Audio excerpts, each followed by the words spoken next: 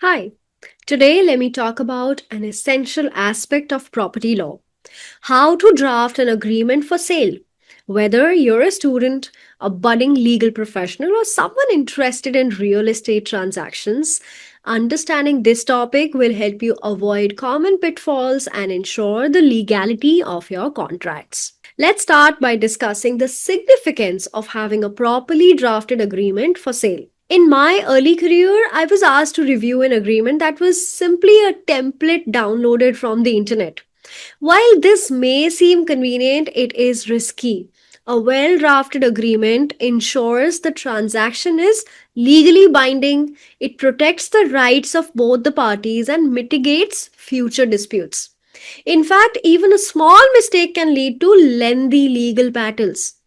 An agreement for sale is a contract between a buyer and seller where the seller agrees to transfer the property to the buyer in the future. It is a preliminary step establishing the terms under which the sale will occur, but it does not transfer ownership of the property right away. This is important because it sets out the intent, obligations, and timelines for the transfer, often leading to a final sale deed once all conditions are met. Many people confuse the agreement for sale with a sale deed. So let's clear that up first. An agreement for sale is a promise to transfer the property, whereas a sale deed is the actual document that transfers ownership. Once the payment is complete and all conditions of the agreement are met, the sale deed is executed, which legally completes the transaction. So think of the agreement for sale as the precursor to the sale deed. Now let's touch upon the legal framework. The agreement for sale is governed by several key statutes in India. First, the Transfer of Property Act 1882. It governs the transfer of immovable property. Second, the Indian Contract Act 1872, which governs the enforceability of contracts, and the Registration Act 1908 that ensures that property transactions are registered with the government. These laws ensure that the agreement for sale is legally enforceable and provides the necessary safeguards for both properties. When drafting an agreement for sale, there are several essential elements to include. First, parties involved: full names and addresses of both the buyer and seller. Second, property description: clear and accurate description of the property, including size, boundaries, and location. Third, the sale price and payment terms. Specify the total sale price, the amount paid upfront, and the schedule for the remaining payments. Fourth, possession and transfer date. Define the date on which the property will be handed over to the buyer. Fifth, breach of contract: a clause outlining penalties or actions in case of a breach of agreement by either party. Sixth is legal jurisdiction: the location where disputes will be resolved, if any. These elements help prevent misunderstandings and provide a framework for the transaction. Now let's look at a sample.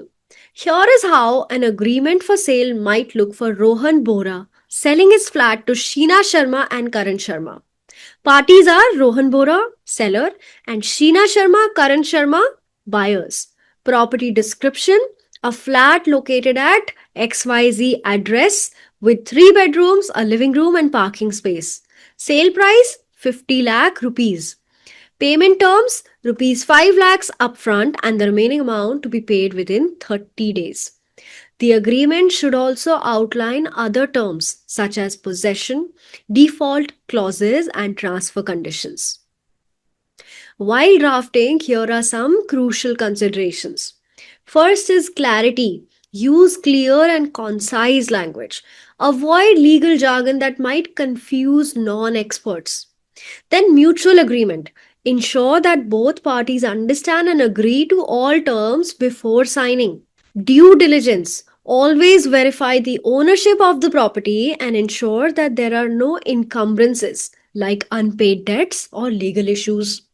Then registration. In some cases, the agreement for sale should be registered, particularly if the transaction is for immovable property. Following these tips will ensure that your agreement for sale stands up to legal scrutiny.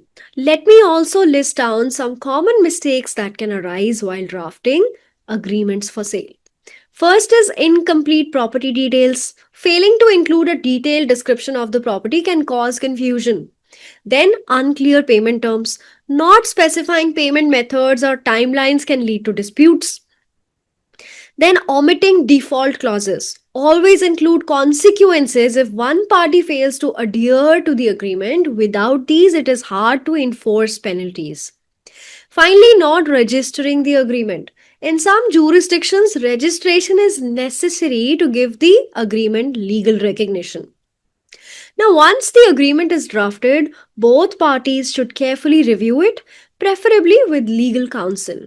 If everything looks good, the contract is signed and a witness may be required depending on the jurisdiction.